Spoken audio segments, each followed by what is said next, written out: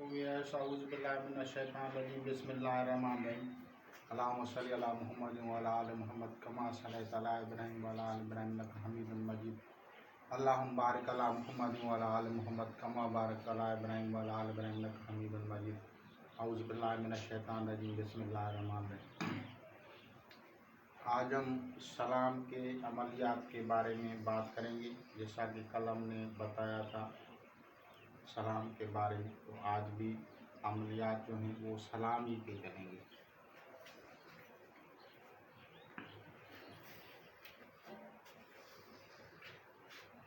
या सलाम की अमलियात।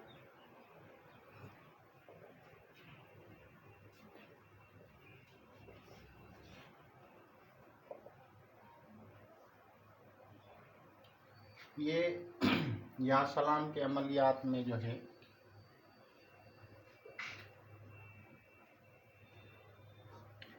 या सलाम के अमलियात में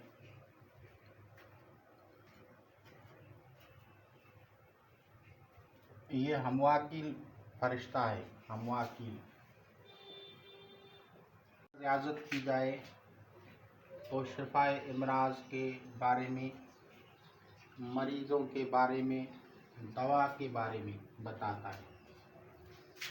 इससे शिफाए इमराज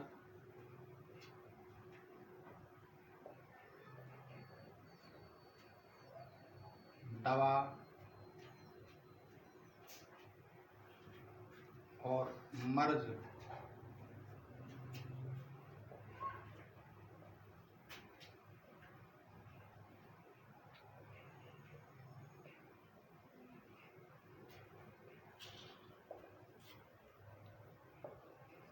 मर्ज के बारे में बताता है।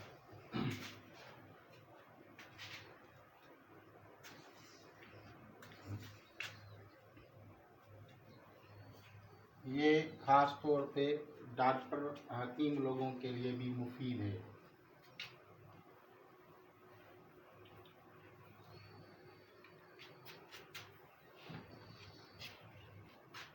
The angel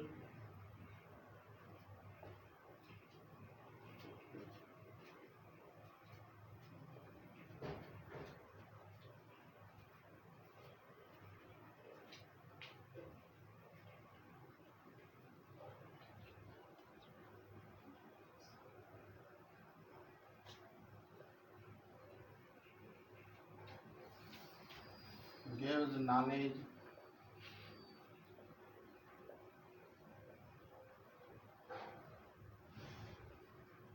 about disease,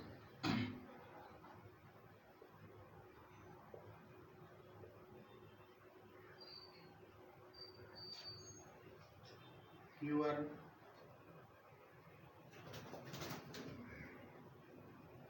and medicine।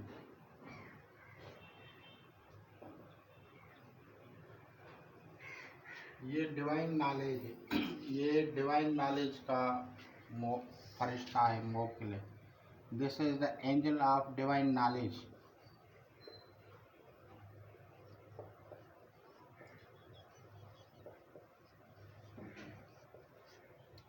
Divine knowledge angel है ये।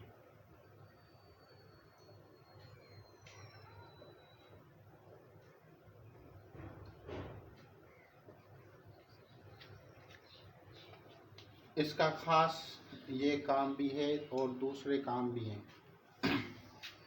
इसकी रियाजत जब की जाती है तो इसका जो रूहानी तरक्की शुरू हो जाती है, इंसान के रूह को जो है बेदारी होती है और फिर जो है डिवाइन नॉलेज के जो दरवाजे हैं वो खुल जाते हैं।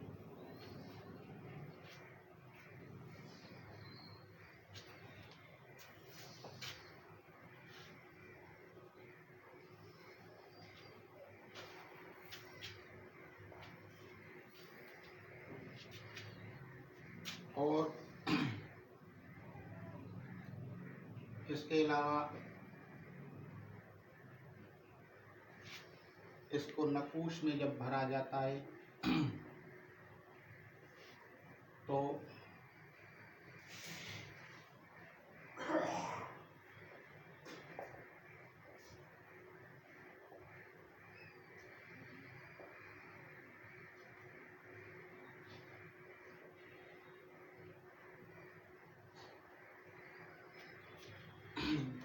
इसको हम तखलीस करेंगे, खालिस करेंगे, यानी वन टाइम इसको लिखेंगे हम एक मरतबा। तो इसके जो हरूफ होंगे जो एक मरतबा आएंगे,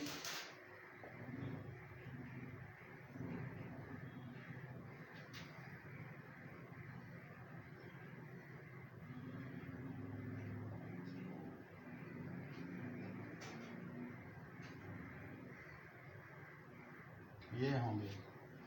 तो फिर इसके जो मोकलात होंगे वो 1 2 3 4 5 6 7 8 9 10 मोकलात होंगे। फिर इसको इस तरह से पढ़ेंगे हम। अजबिया हम वाकील,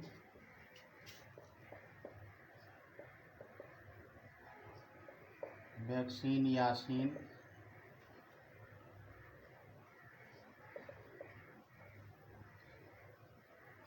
सलामुन कौलन मिन रब्बिन रहीम। और इसके बाद जब आएगा तो अजबिया ताताई,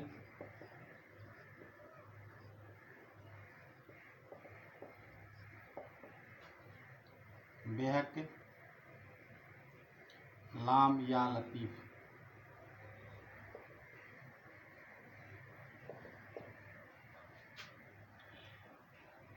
अजबिया इसराफील,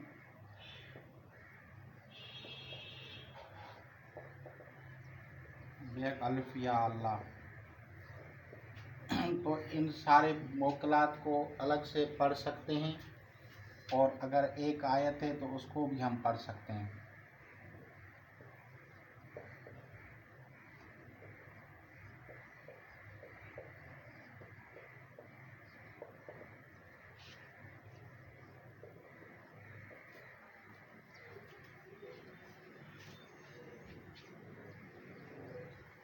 अजबिया रुयाई, बेहक मीम या मालकल मुल्क, अजबिया इतराइल,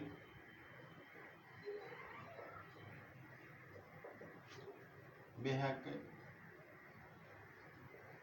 काफ या कुदूस,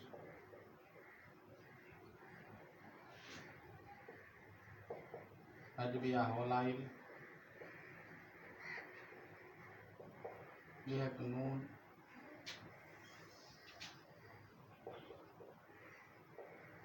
या नूर,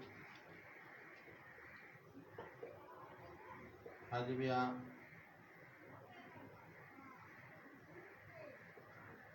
हमवाकिल, बेहकरा या रजाक, अजबिया जिबरील,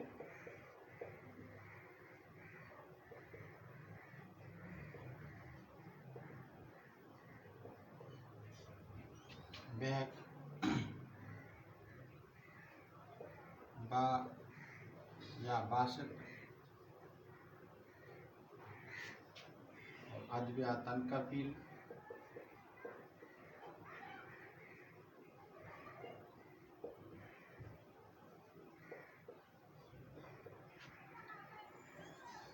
अजबिया तनकफील, बेहक हा या हई, अजबिया सरकी ताइल,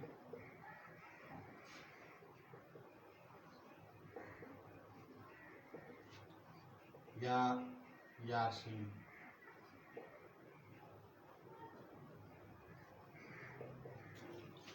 तो इस तरह से हर हरफ के अलहदा से मोकलात आ गए जितने के आयात में शामिल हरूफ थे, और इनकी जो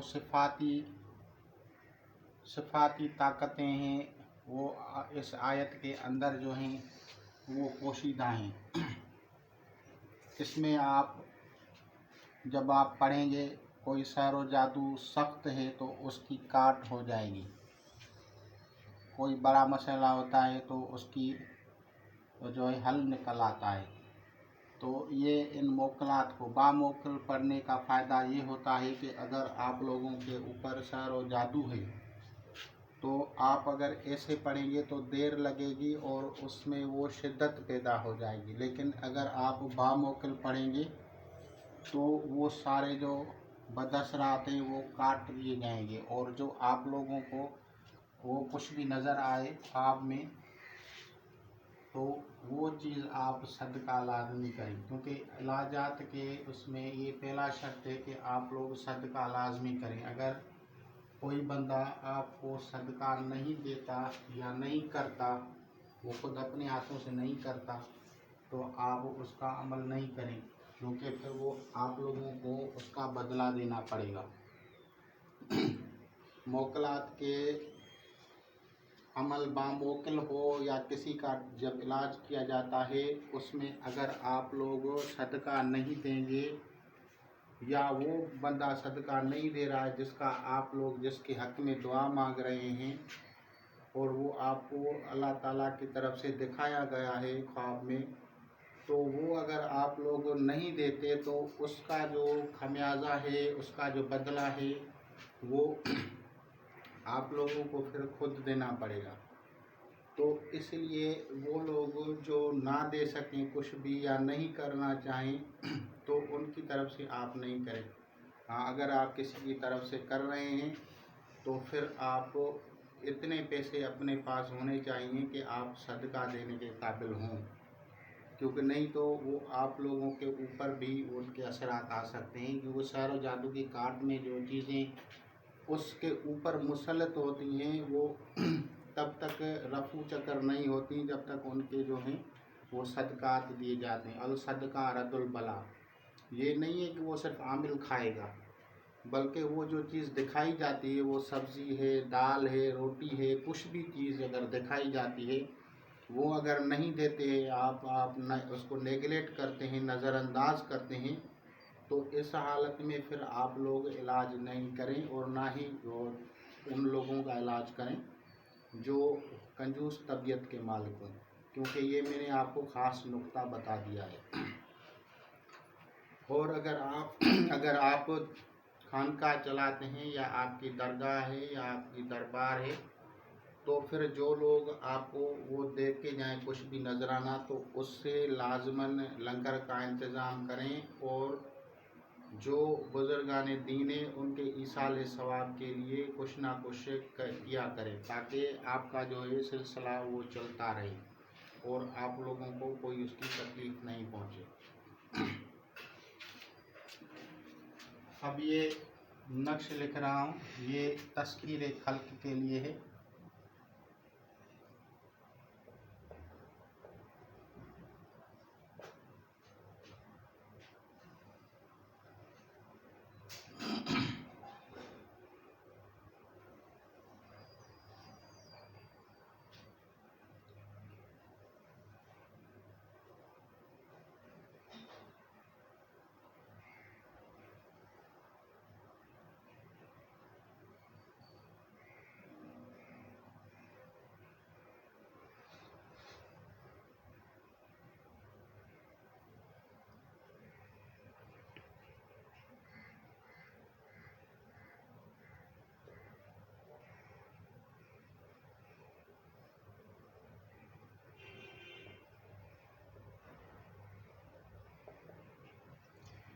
इस नक्श को तकसीरी नक्श अगर कहा जाए तो वो इस तरह से बनेगा। ये हम जो है आगे वाला जो है ले आएंगे यहाँ पे, फिर यहाँ से ले आएंगे, फिर यहाँ से, फिर यहाँ से, फिर यहाँ से,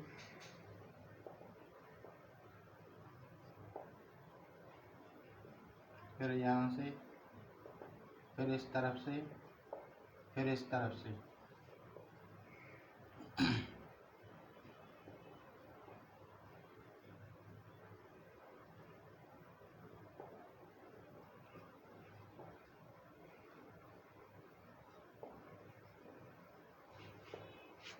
तो ये तकसीरी नक्श बन जाता है। ये एक तरीका है सलामुन कौलन मिन रब्बिर रहीम का तकसीरी नक्श बनाने का। इसका अगर तस्कीर खल्क के लिए है तो फिर वेनस की जो सात है, वेनस या जहरा की सात, बरोज़ जुम्मा।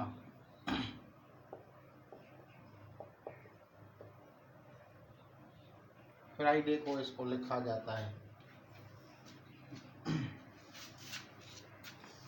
अगर इसको आप दूसरी तरतीब से लिखेंगे तो फिर उसका तरीका ये है कि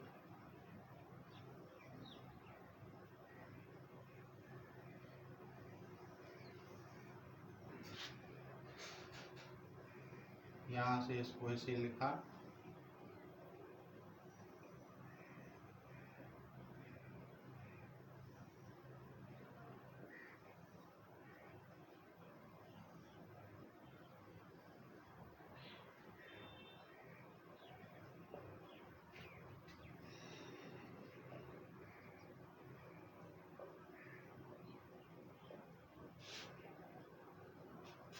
यहाँ आयत पूरी हो गई तो फिर ये जो नीचे वाला लफ्ज़ होता है यहाँ पे लिखा जाता है। फिर ये यहाँ से पूरा किया जाता है और फिर यहाँ पे जो नीचे वाला होता है उसको लिखा जाता है और फिर यहाँ पे वो आखिरी जो है इस तरह से लिखा जाता है और यहाँ से फिर दोबारा से इस तरह से लिखा जाता है।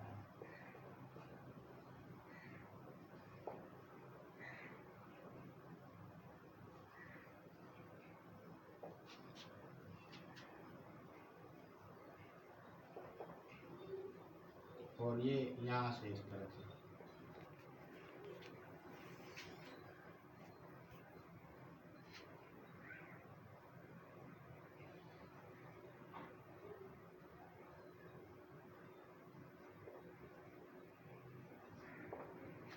ये इस तरह से एक नक्श इसका बनता है।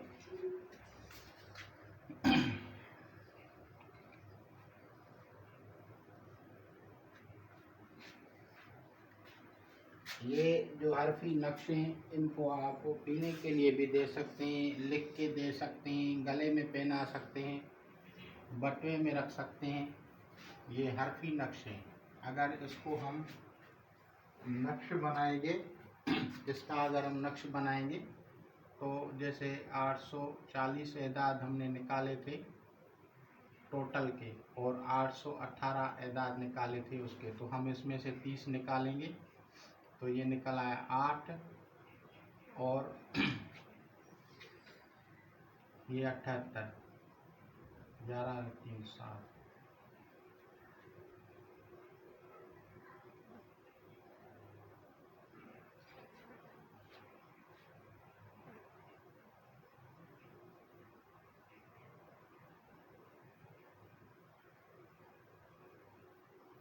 तो ये इस तरह से बनेगा। फिर इसको डिवाइड किया जाता है 4 के साथ और जब हम इसको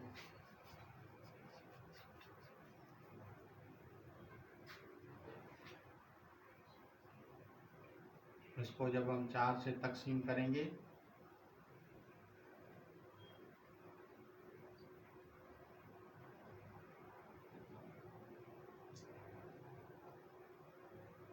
तो इस तरह से इसके एदाद आएंगे।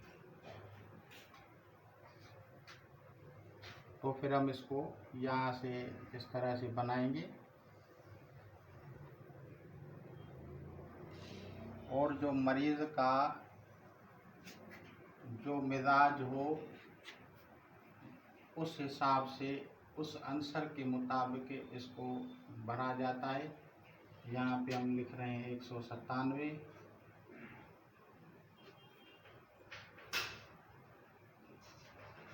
198, 199,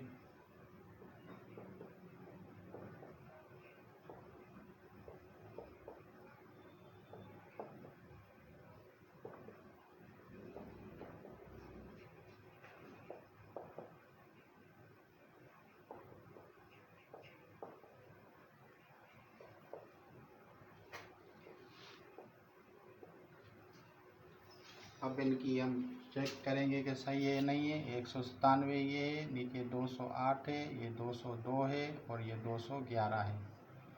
तो हम इनको करेंगे, ये 18 हो गया, ये 818। तो ये नक्श मुकम्मल हो गया। अब इस नक्श की खास खूबियाँ मैं आपको बताता हूँ। ये जो 200 जहाँ पे लिखे हुए हैं, इसमें इसके जो एदाद हैं या मुनैम के एदाद हैं, या मुनैम के 200 एदाद हैं। और जहाँ पे 202 है ये रब के एदाद हैं। और जहाँ पे ये लिखा हुआ है 212 ये मालकल मुल्क के एदाद हैं। तो इसी तरह से मुख्तलिफ अस्माए इलाही इन नक़ूश में पोशीदा होते हैं, जो कि आपने देखा कि इसमें ये पोशीदा हैं। ये देखें, ये बार है, बार।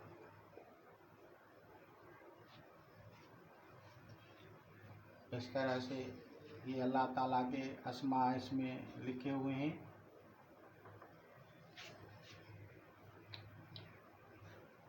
इस नक्श को अगर आप 7 ज़हरा में कर रहे हैं, ये आतिशी चाल हो गई है। अगर कोई और चाल है तो उस हिसाब से आप भरेंगे और मरीज़ को देंगे या ज़रूरतमंद को देंगे, जिसका जो मकसद होगा। तो उस हिसाब से, तो अगर वो सही तरीके से करेगा तो कामयाबी होगी। और मोकलात का लिहाज हर नक्श में लाजमी देना है। जिसको भी दें, जिस मरीज़ को दें या जिस ज़रूरतमंद को दें, तस्कीर खल्क हो, जो भी मसला हो, तो उस नक्श में देने से पहले उसके सदक़ात और जो उसके न्याज है वो लाजमन दिलाएं, तो कामयाबी होगी। अगर ऐसे लिख के देंगे तो कुछ नहीं होता, क्योंकि इनके मोकलात का लिहाज लाजमी होता है।